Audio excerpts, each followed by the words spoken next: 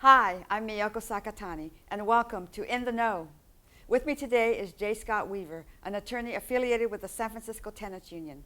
He has been a San Francisco tenant and housing activist for over 40 years, 30 of those years exclusively representing San Francisco Bay Area tenants.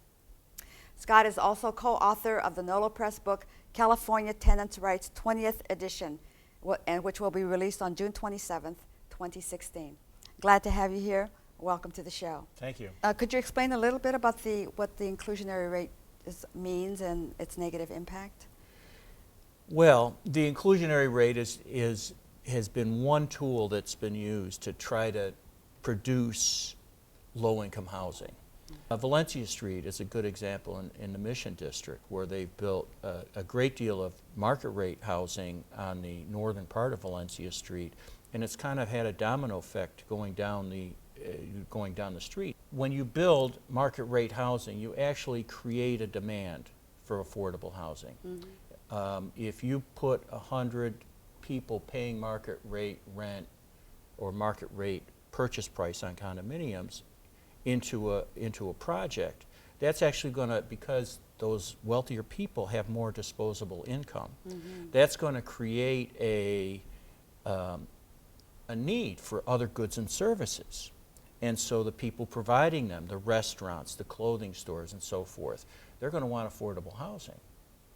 And they're going to need affordable housing, but we're not really providing enough affordable housing to fit the new people that the market rate housing is creating a demand for. Mm-hmm. So I like to, it's kind of like a Downton Abbey. Mm-hmm. So you have Downton Abbey, right? And you got, a very wealthy family. I don't know, maybe there are 10 of them total that are living in this huge house. Right. And, but look at all the servants they have. Mm-hmm. Well, it's kind of like that same kind of concept that, when you put 100 market rate developments in a location, you are actually creating a need for more people to have housing. The other thing is that we've already overbuilt market rate units. Yes, absolutely. Every 7 years, the city sets out what they call a housing element that they provide to the state, and it gets approved by the state. And in the last housing element, the amount of affordable housing was supposed to be 60% of all housing built was supposed to be affordable, and 40% market rate. Mm-hmm. Well, guess what? In the last 7 years, we had 200% market rate.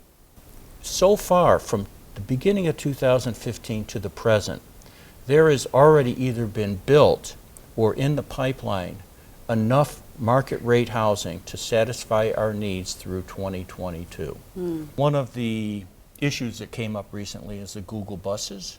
Oh, yes. The commuter shuttles. And so they stop at various parts of the city, and they transport people who live in the city down to Sunnyvale or Mountain View and then back. So if you were working for Apple and wanted to live in the city, wouldn't you want to live next to a free shuttle to work? Absolutely. Okay. So what putting the shuttle stop, for instance, at 16th and Mission does is it increases the demand in that particular area. Mm-hmm. And there are, I think, 122 stops throughout the city. And the anti-eviction mapping project has done kind of like plotted on that map to figure out, well, is there any correlation between Ellis Act and owner move-in evictions and where these shuttle stops are? Mm-hmm. To nobody's surprise, there is a correlation. Yeah. I'm afraid that's all the time we have today. I want to thank you, Scott, for joining us. And I hope everyone will get out and vote on June 7th and November 8th. Let your voices be heard. And be sure to check out the Tenants Union website at sftu.org to keep up with the latest developments. I'm Miyoko Sakatani. Thanks for watching IDTV.